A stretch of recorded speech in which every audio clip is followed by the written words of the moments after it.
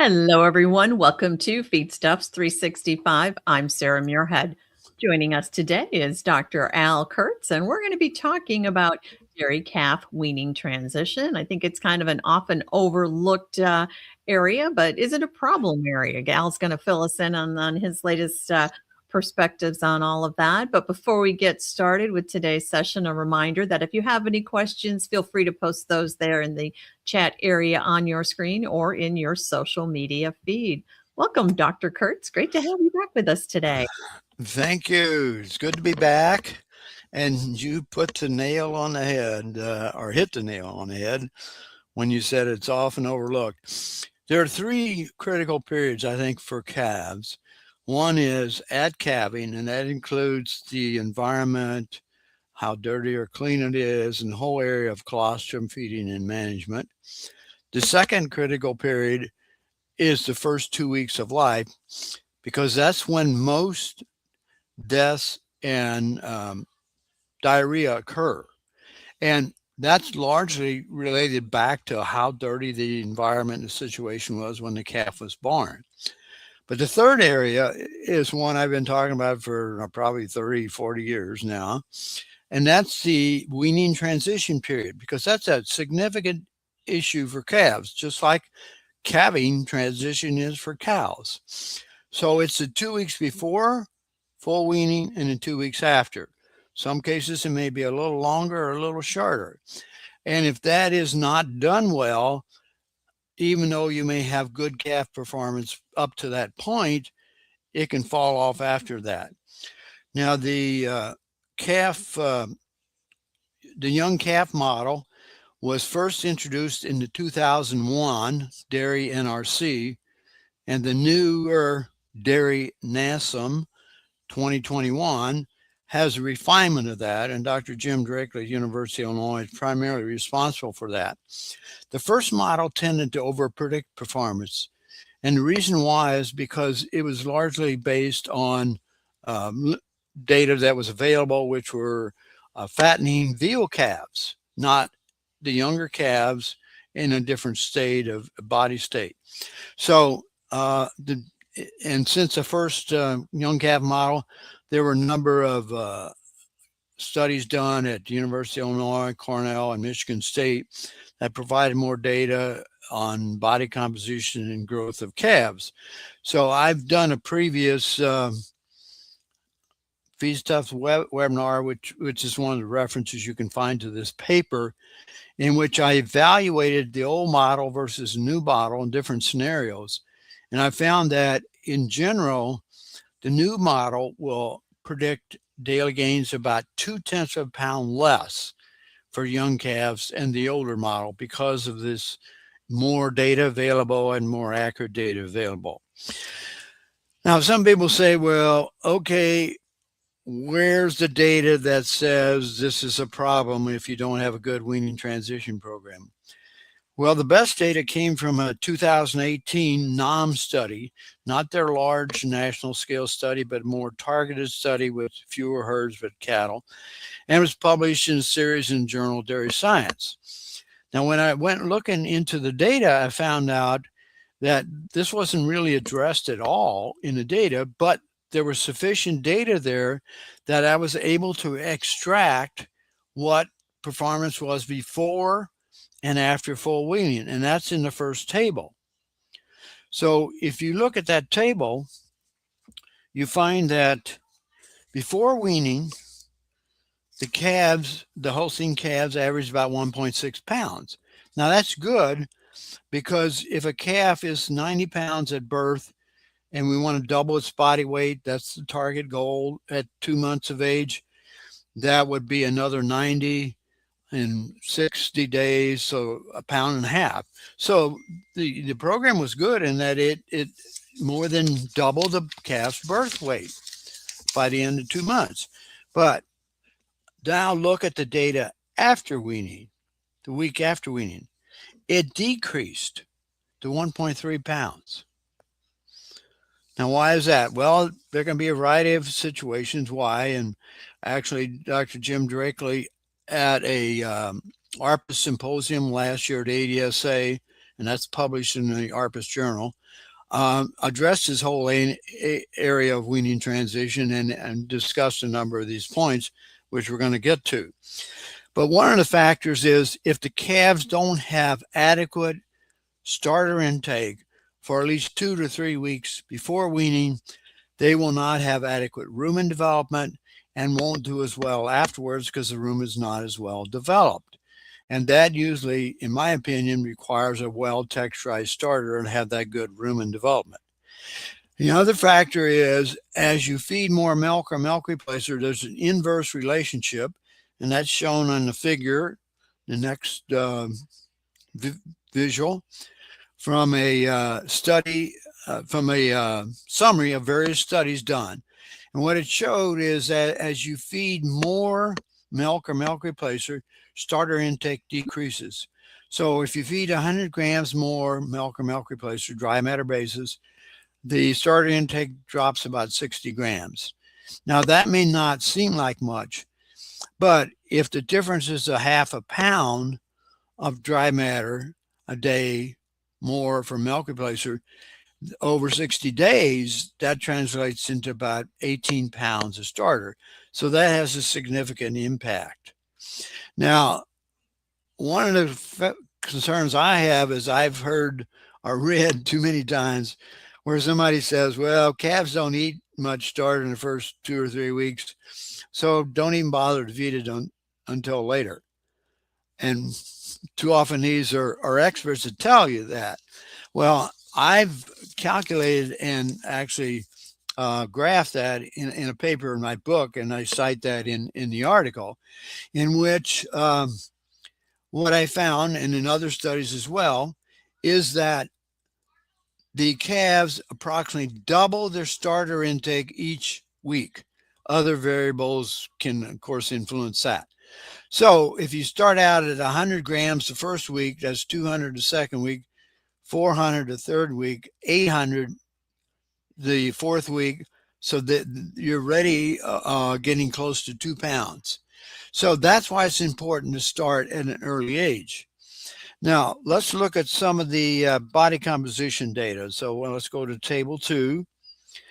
This is a study done at the University of Illinois in which they had different levels of milk replacer feeding, low, medium, and high, and different starters, a more conventional protein level and high protein. So if you look at that table, here are some of the key observations that the authors made. And Jim Drakely was the principal investigator of this study, that decreased in true growth or body tissue after weaning makes the typical daily gain measurement even worse. So if you look at the 5-week digesta across the board, you see it's 6.25, 3.39, 3.26. And now look at the 10-week, 22.6, 21, 24. So the daily gain due to digesta increase it's about a half a pound. And it goes all the way to 0.64 at the highest rate of daily gain. And then the empty body weight, then of course, is the difference between what's a parent measurement, 1.34, 103, and then 1.28. So what's going on here is as the calf is weaned, no longer has a liquid diet, and it eats more starter, and you should start feeding some forage at that point, that will cause the rumen reticulum complex to grow much larger. And that is primarily a protein requirement. And so the efficiency of gain will change because as calves grow more and older and they begin to fatten more, then you're converting energy to fat, which takes more than using energy to create protein synthesis. And these digestive tissues are primarily protein-based, not fat-based. So that's a factor. Another factor is gut fill. And very seldom in calf studies is gut fill measured. And yet it's a big factor. It's an uncontrolled factor because if you don't measure it, you don't know what happens.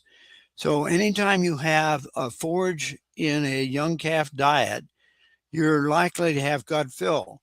But very seldom will you see even the investigators or the authors recognize that's an unmeasured factor, which can be very large.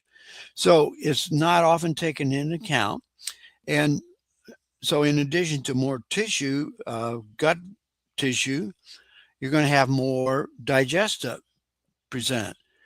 And that confounds these studies and interpretation of them. Now, some of the other things they found is that the retained energy and empty body weight decreased during weaning, and that's because, as we said, the gastrointestinal tract begins to build more, and that affects its gut tissue, but it doesn't increase the carcass tissue. So that's another factor that is confounded, and you wouldn't know what it is unless you actually measure that. And there aren't that many studies where calves are sacrificed to measure gut fill and empty body weight gain. In addition to that, whenever you have forage coming into the diet, there's one study that we see in the next table, that table 3 there. If we go to table 3, this is a classic study because the authors didn't recognize the key data. And what happened was they were feeding what was called a texturized starter, but it had 14% flatted barley, which would be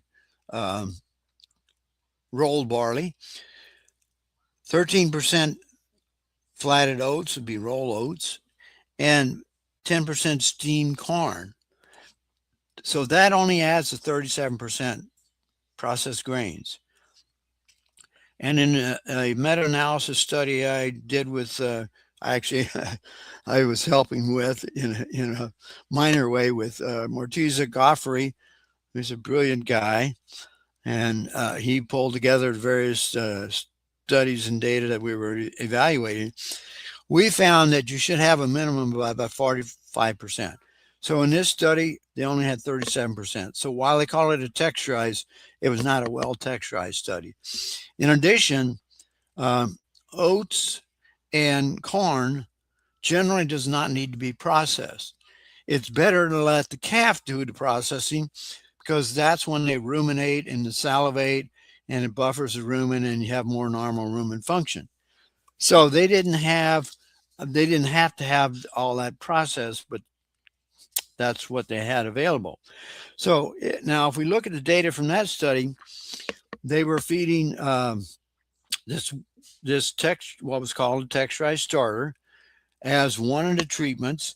And then they had another treatment in which they allowed the calves also eat hay available free choice. Now, fortunately, they measured gut fill because here's the key data in this table. If you look at the rumen reticulum and the digesta on what they called a texturized starter, 17.6 pounds. Now look, when they had a little bit of hay available, and they didn't think that was a significant factor, but the hay fills the gut. So it was 28 pounds. So that's more than 10 pounds greater gut fill in the calves that fed some hay. Now, since the calves' daily gain was about the same, then they assumed that was a beneficial effect because the pH in the control diet was only a little over 5, whereas when they ate some hay, it was about 5.5. So they looked at that and said, well, that was a beneficial effect of the hay. And it was, and that's because the starter was so poorly texturized. And that's why the pH was that low. But they didn't consider looking at the gut fill, which was a negative. So these calves actually gained 10 pounds less. true body weight gain because of the gut fill.